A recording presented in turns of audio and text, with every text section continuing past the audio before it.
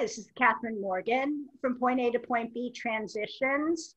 And this is the New Labor Discussions, Rethinking How We Work. I am here with my colleague, Tony Catalano. Hello, I'm Tony. I'm with Catalano Technology Consulting, and hope we have a good opportunity to share some points of view and answer some questions. Our guest today is David J.P. Fisher of Rockstar Consulting, known as D-Fish to his friends, which is, I'm happy to be included as one of them. Absolutely. I'm a super fan of D and his book, Hyper-Connected Selling, Winning More Business by Leveraging Digital Influence and Creating Human Connection. Very good. Recently reread it over the summer. And Networking in the 21st Century, Why Your Network Sucks and What to Do About It. And while my network didn't suck, considering you guys are in there, and I'm not going to say that, that wouldn't be prudent, I knew that it could be better, right? Everybody, I think, can do better with their networking, which might actually be a good place for us to kick off.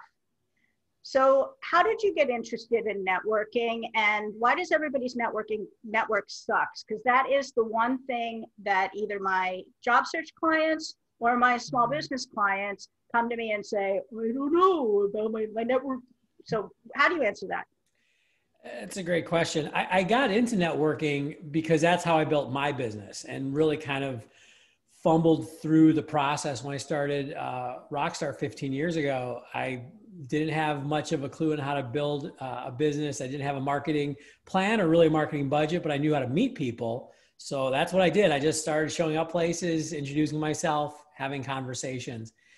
And then trying to put some actual planning and thinking behind that process, and then just started sharing that with people and found out that a lot of people are really uncomfortable with the networking process, which is why I think a lot of people do really struggle with it. And I think that one of the biggest challenges people face is that they think networking is a transaction versus networking as relationship building. They think of networking as I go to a Chamber of Commerce event or a conference, I pass out some business cards, and then somebody becomes a client, versus something that I've always done personally and that I espouse, the idea of building relationships, cultivating relationships, and often doing that before you quote unquote need something, so that when there is a need that you have, you've built that social capital. We've known each other for years now. If you need something, you call me up and say, hey, D, can you help me? I'm like, yeah, sure. You don't have to try to convince me or sell me. Right. And so often I see people networking when they need that job, when they're trying to find more clients. And you know what? We can smell desperation a mile away, and it's not attractive. So that is so true. Yeah. And the people who have the worst networks are the ones who've been long-term in something. So they've grown their business organically, just through referrals, or they've been in the same job. Tony will vouch for this, for 10, 15, 20 years. They roll out of their job. They knew 3 people. They're still at that company, and everybody thinks they have leprosy because they were let go and nobody's responding to their calls, right? Yep. You reach back and they're busy. They'll get back to you, all the excuses. I have a question about in today's environment, and how do you build that relationship with what's happening now? I mean, there was back in the day when I had my consulting firm that was, you called someone, you made an appointment, you went in, you had lunch or you had a meeting. And now with that vacancy in that spot, how do you create and then build that relationship so you can get to the point so that they come to know you as a resource? Yeah, I think part of it is that we don't abandon all of those old school tools, that having lunch, having a cup of coffee, going to events. With 2020 and the pandemic, obviously there's not as much ability to go out and actually meet people in person. And that's why I think when we look at the digital side, we look at things like Zoom meetings or LinkedIn or all the other digital selling tools and just communication tools that we have. I think it's so exciting that we can use these. And what I think I've seen over the last 10 months is that we've gone through maybe 10 years of transition in those 10 months. because we were forced to do it. None of these tools are new, right? Zoom calls and video calls have been around well before the pandemic. It's just everybody had to adopt them because there's no choice. Mhm. And so I think what I see going forward, the people that really kind of get it right are going to be the ones that can marry all of these different tools together. I always say that it's not an either or, it's a both and. So, you know, there's going to be times where going to an event, I still think the first engagement with somebody is always going to be better in person at a conference, an event, wherever that is. But then it's using something like Zoom. Hey, let's grab a quick 30-minute call. It's not a lot of investment on either side. And then, hey, let's go have that lunch, or we'll see each other on LinkedIn here and there. And then we'll grab that phone call. And we're in a multi-channel world, so it makes sense for us to use those channels to communicate and kind of incrementally build the relationships, so that even if somebody that I haven't spoken to in person in a year or two, I've probably engaged with them on LinkedIn or by email or whatever. So it's still at that warm simmer, and it's a lot easier to kind of bring the relationship up to a boil, so to speak. Sure. I think it's almost advantageous not having that opportunity to go there and spend 2 hours where you can say, take a half hour with me. They're at ease because they know they're only committing 30 minutes of their day instead of a 2-hour lunch. So I think you can almost leverage it to your advantage. So. Absolutely. And again, I think we're all kind of jonesing to get back. I'd love to have a networking coffee with somebody right now. But yeah, I think we're going to find a new equilibrium where sometimes it's going to make sense to meet in person. Maybe it's an important meeting or an important conversation. And sometimes, as you said, it's so much easier for somebody to say, hey, even if I don't like this person, you know, it'll be easy to get out of a Zoom call. I'll just say, you know, my kid's yelling in the other room, I got to go. I'm gonna do the old improv yes and here. I totally hear what you're saying about the face-to-face and keeping the relationship warm over social. I've certainly done it. It absolutely works. Actually, that's how our relationship started. We met at this monthly gathering. We had a good conversation. We've kept it, you know, I haven't clearly seen you since, you know, whatever, miss you. March. Yeah. Anyway, but I personally have had a lot of success starting relationships online and then meeting people in real life, which in my experience has jump-started the depth, the level, the trust, because we have this online thing and I actually know quite a bit about them, maybe more about them than I would have because I've seen pictures of their kids. You're not a Facebook user particularly, but I've seen people's kids and people's dinners and people's spouses. Like I know not only about their business, but I also know quite a bit about them personally. And, you know, when Twitter was the thing, I know it's still the thing for other people, but I've kind of backed off it. I built relationships with a bunch of quote unquote famous people, then met them in person, deepened that relationship. And as you know, I've been working for Carol for 9 years, but we started our relationship on Twitter. I love it. And I think you're spot on. It's not about worrying about how do you start the relationship, because it's like a circle, you know, like of online, offline. There's no start to the circle, just somewhere. And what you said, I think, is so important for people to understand is it is a way of deepening the relationship in a very, not necessarily easy way, but a much more accessible way than we used to, right? And it's not about being a creeper or anything, but being able to say to somebody, hey, I saw you on Twitter. In fact, this happened today. Somebody in my network who I know well was really excited about a PS5. And so I had to send her an email. I was like, hey, hope the productivity is not, you know, going to die because of the new PS5. But it's right. We have those little bits of human connection available to us that we didn't before.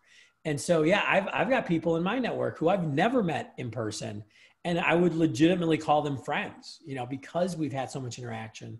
I have people around the world who I've never met in person. I have a weekly call with a woman who lives in Vietnam right now. I have a friend who lives in Wales who has been we've done stuff together business-wise. I've never met her, but I have, you know, I feel like she's a dear friend of mine. It's really interesting.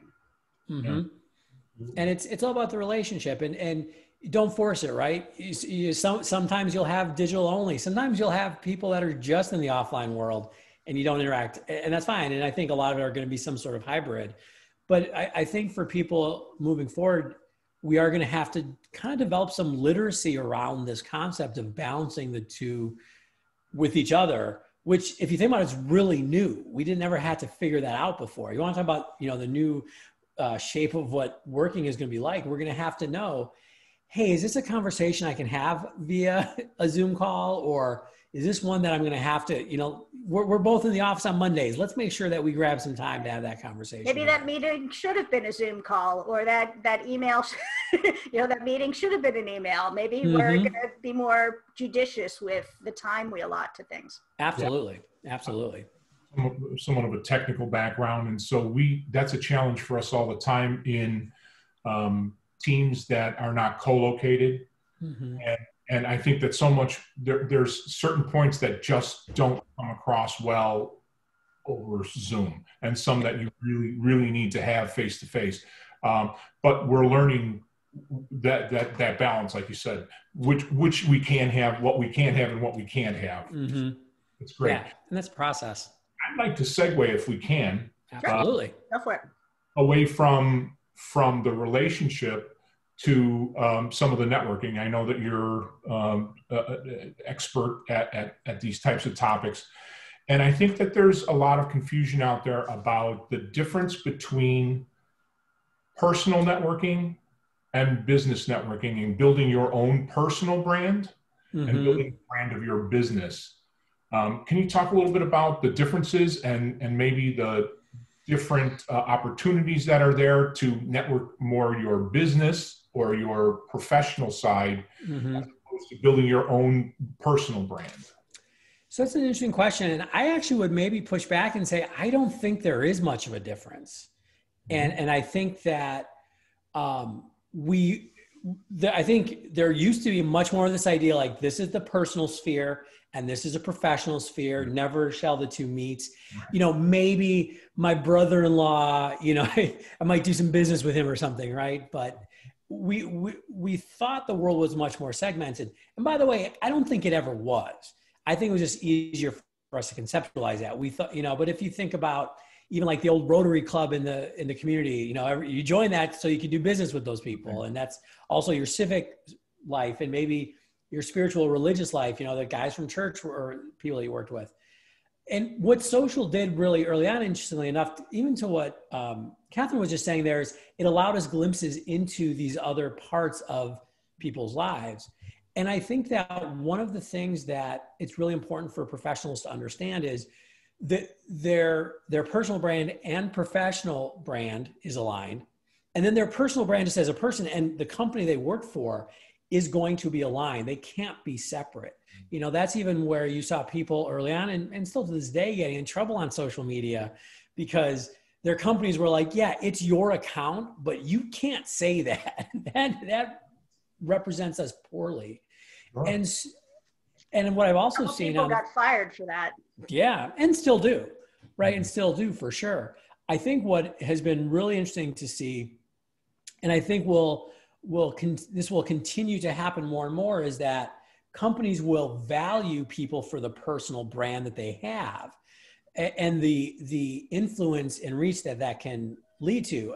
I would almost use the old school example of, in the sales world, salespeople would be hired, especially veteran ones, specifically for their Rolodex. For right? sure. For that resource they were bringing. And if you really think about what that Rolodex was not just a list of names, but the impact that salesperson, the relationship that they had with the people on that Rolodex. By the way, if you're too young to know this, a Rolodex used to be a little flippy thing you kept on your desk where there's all the business cards and the phone numbers when you actually had to dial people's phone numbers. So I know, just to catch everybody up here. That was back when dinosaurs roamed the earth, right? Exactly. No, you started your car by just using your feet, Fred Flintstone style. But in the same way, I think companies, and I see this a lot, especially again in the sales and the marketing worlds, where individual salespeople, and it's not to the detriment of their companies, but they're saying, hey, I'm an expert, I'm a resource in this field, I represent this company, but you're not just dealing with the company, you're dealing with me. And that cachet, that knowledge, that trust that that person is building with the people that they sell to, their prospects and clients, it has value.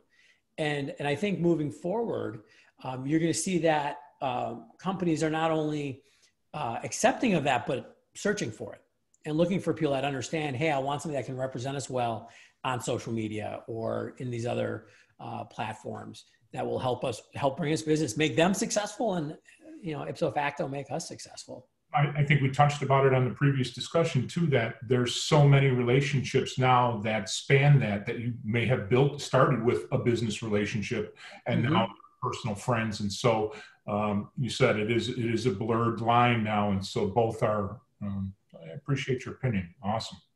And I know I've heard you talk about the roles that you've played being the face of the business. Clearly you're bringing both, Tony and who he is, and also the credibility of the brand you're representing, correct? Yeah, absolutely. For sure. And I do feel compelled to drop in that as solo consultants, and I know you are as well, Dee, we are our brand. My temptation for sure when I started my business was to hide behind my company name and my logo, but people aren't hiring Point A to Point B Transitions Inc. They're hiring Catherine, and hiding behind it is doing yourself a disservice, especially for the deep personal work that I tend to do. And I know that certain aspects of your business are like that, while you also do corporate training. Yeah, absolutely. We are, you said, we are selling ourselves. That can be tough. And one thing I've often worked with. I'm expensive, damn it. Exactly. And worth every penny. I mean, from the very beginning, the coaching work I do with business owners, a lot of it just revolves around getting people comfortable with the fact that, hey, you have to sell you as much as your business, because people aren't just buying your service, they're buying you. And I do think that transitions all the way into larger organizations, where I just actually had this conversation recently with somebody. They were asking very specifically about LinkedIn. And they're like, yeah, but LinkedIn's not good for trying to get into large organizations. And I was like, hey, every large organization is made up of people, right? What? And right. Who said that? Just somebody, he was a little misguided. I set him straight. We had a good conversation. I'm sure they did. I hope he hired you. But the point I would make is, yeah, even, no matter what your title is in a big organization, you are still just a person. And that means that others can interact with you, engage with you. Your personal brand is important, but also, again, if I was trying to sell to a larger organization, I'm not trying to sell to company XYZ. I'm trying to sell to the individual people there. And so I think that, again, from the sales background I come from, relationships are going to be the name of the game. Like, if you can't build these relationships, you're going to struggle. I read a book about the importance of relationships and I'm biased. A sales Sherpa to your customers. I read a book about that. Good. You're the one. I'm biased. I know. It's a sales expression that's been around forever, certainly as long as I can remember, that people don't buy products, they buy relationships.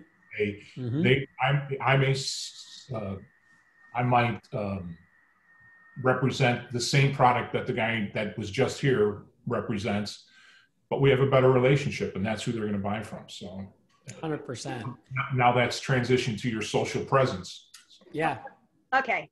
So I have a question about LinkedIn, or a couple questions about LinkedIn, and you know LinkedIn pretty well, so I'm going to ask them to you. I think that as a solo business owner who sells to corporate types, corporate executives, either B2B or to individual corporate employees, LinkedIn is the place to be. 100%. Like, right. If you are only going to do one platform, you need to do LinkedIn. Yep. Okay. And I don't Agreed. think you really have to overthink it that much. Like, I think that you could just interact a little bit, comment a little bit, share some reasonable stuff, and post, a little bit of personal thought leadership. use some direct outreach. Like you could literally use LinkedIn for 15 minutes a day and probably get what you need out of it. Did you see the ad for my upcoming workshop? Because I think you just did the copy for it. No, but I highly recommend it if you. Yeah, no, LinkedIn in 20 minutes a day. So here's the asterisk. It's called LinkedIn engagement for real people. So I thought you dig it. Right. Here's where I would say you're absolutely right, but you started by saying don't overthink it. Mm-hmm. That's coming from your perspective where you ran a blog for, a decade almost. Like you get this space much more than most people do. And that most people should. If you're a salesperson for, I don't know, just a SaaS platform or just, manufacturer's rep for a manufacturer, should you really understand digital selling? So I don't think you need to be complicated. And that's what I think you're saying about don't overthink it. But there is some strategy that has to be in place. Yeah. And I do think that, and again, super biased here, I run these kind of workshops, that helping people understand the basics of how to engage. Like the biggest thing you can do is don't even worry about posting stuff, but just engage with other people's posts, right? Commenting, liking, having conversations, which are the building blocks of relationships. Sharing some simple content. Most people are really nervous about being like, I don't have thought leadership content. Curate. But if you don't have it, curate somebody else's. But exactly. And that was the sales Sherpa concept that I really talked about. It's just, the Sherpa is the person that guides you up the mountain because they've been there before. They know the lay of the land. You don't have to, and I've worked with a lot of very successful people who use LinkedIn successfully. They don't create any of their own content. They're just curating. They're basically saying, hey, I'm an expert in this area, so that when you do have a question, come to me. And I think it's such a useful place to be. I do think I personally spend 20, maybe max 30 minutes a day on LinkedIn. It's a source of business for me. But I don't think most people need to spend much more than that. In fact, most people, even 15 minutes a day, would have an outsized impact. It's a force multiplier. And to your point, I'm not on anything else. I'm on Twitter a teeny tiny bit. I have an Instagram account and I've posted 2 pictures, and I don't really go to Facebook much anymore. So. Yeah, when I hear small solo consultants saying, oh, I'm going to hire a social media strategist and I'm going to post on all this stuff. Yeah. And they sell, B2B. I'm like, if you have a products business and you're doing B2C or direct to consumer or something, that's a different animal. I'm not talking about that. Mm-hmm. But if you're selling me to, executives in career transition or solo consultants. I know you work with solo consultants as well. I know you do corporate training. Who do you work with, Tony? I work a lot, mostly B2B stuff, internal strategy development, solution development and implementation, that sort of thing. Right, but you do work within big companies as a consultant too. Yeah. Interesting. All right. Well, you demystified. Did I answer your question? Yeah, more or less. I was just, all right, now I have to cue it up. Okay, I saw you comment on somebody's post yesterday. He said he was doing native videos, posting them on LinkedIn. It had been doing gangbusters. Now he's seeing views drop. So now he's just going to do written content. And you said, yeah, I want to do once again a yes and because I'm a Pisces and I can't figure out which way I'm going. So love it. Written content, yes, seems to get more views, can get more engagement. I know, a lot of that is gamed by people and back channeling or asking for comments or tagging people. Like there's ways that you can game the algorithm to get more views. I don't know if that's actually generating any leads or prospects or business. It is keeping you hitting people's feed. So they might hover over your profile. They might see if you've stacked your headline with some words that they would care about. They might see that. Right. I think you went with the LinkedIn Live stuff. You were doing these live series. I mean, it was amazing. I don't know how you did all that content, I do my little 2-minute to 5-minute videos once a week. And while they're for sure not getting the views they once got, they do get me clients and leads. So I'm going to say maybe a mix of some kind of original content. If video's easy for you, do it. If writing's easy for you, do it. But what's your thoughts about that? So a couple things, and you touched on something right at the end there, which is really important. I do think it's a mix that's going to be really important, because different posts serve different purposes. And by the way, there's 700 million accounts on LinkedIn. There is not one way to do it. Like, I will be the first person to tell you, like, I've got a pretty good process, and the things I've learned over the last, I mean, I've been teaching people on how to use LinkedIn since 2008. So I figured a couple of things out, but there's a lot of different ways of cutting the cake up. And at the same time, it's also a dynamic process. Like, you talked about the LinkedIn algorithm, and there is an algorithm that is behind the scenes choosing what to show, what not to show. And that is, nobody really knows, right? It's kind of, because they're not going to share their secrets, but it is also in flux. Like, they're trying things all the time, and it's moving, and, literally they could push a button and all of a sudden video content starts going through the roof. Well, that's what happened. Conversely. It used to be native video. I'd get a couple thousand views, and now 300, 400. And that's what I found as well. So I did run an experiment where I did a native video once a day for a month. This was done in early 2019. Saw some big highs, also some that did not capture. I thought it was a really good experiment. As you said, I was accepted into the LinkedIn Live beta program. So I've done a lot of live content, which has also some form. Like, that's different than a 2-minute topic. Very different. Yeah, very different. But again, some good and some bad. Native video right now, to be straightforward, and it's not just you, all of the creators. And I know some people that are very video heavy and do amazing video, and they weren't getting a lot of views. So I like the way you do it is good, that you're peppering it in. Like, I think the best is to do that mix. Hey, I'm going to do, 1 or 2 text posts, put a video in once or twice a week, because the one video has your face and your voice and it's you. And that can, I think, be so much more engaging than any text post can be. Yeah. So, and I will even have posts where I know that it's a topic that's not going to have a lot of engagement, but get a lot of views. But here's the weird part. And vice versa. But here's the weird part. Like, we would think that your post about mindfulness and selling wouldn't have gotten a lot of hits because it's a little esoteric. When I shared it, I got a bunch of comments on it. Blew up. Yeah. And that's the thing. You never really know. Because part of it is just because you don't know what everybody else is going to respond to. And, I was talking to a guy recently, a client of mine, who had a post on LinkedIn go viral with 28,000 views. And I read the post. I'm like, that's kind of interesting. It actually did not get a ton of engagement. I think one of the hashtags must have gotten, it got into a virtuous cycle, and a bunch of people saw it. By the way, it really didn't. There's no spike in engagement for him or his business, didn't drive any leads. So it's nice. It makes you feel good. Right. But that's why I tell people, don't chase things that are viral. Going full circle, how do you build relationships? How do I stay in touch with Catherine, even though we haven't seen each other for 10 months? Consistently over time. Like, we're back to sales 101. Mm-hmm.